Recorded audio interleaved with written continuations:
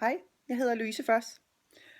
Har du en virksomhed, der har været i gang et stykke tid, men du ikke helt når de mål, som du egentlig har sat dig, og den strategi, som du måske har lavet, den ikke bliver implementeret?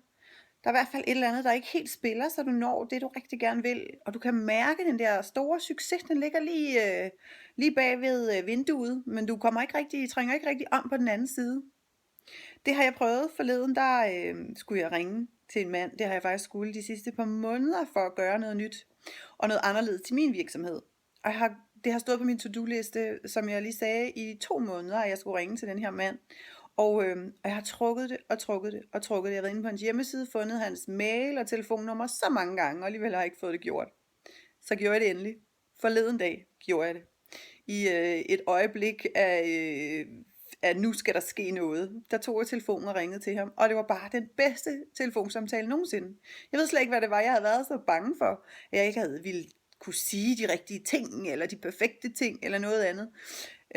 Men det var bare sådan en fin samtale, og vi havde en god griner over bogføring og revisorer og lokalaviser og alverdens ting og sager.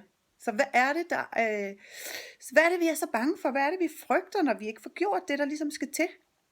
Det er min udfordring. Det er min tredje udfordring. Hvad er det, der holder dig tilbage fra at få den succes, som du kan mærke, der er lige om hjørnet, og som du helt sikkert fortjener? Hvad er det, der holder dig tilbage? Hvad er det, du ikke får gjort? Hvis du vil have sparring fra mig, så send dine tanker på kontakt@louisefoss.dk. Vi tales ved. Hej!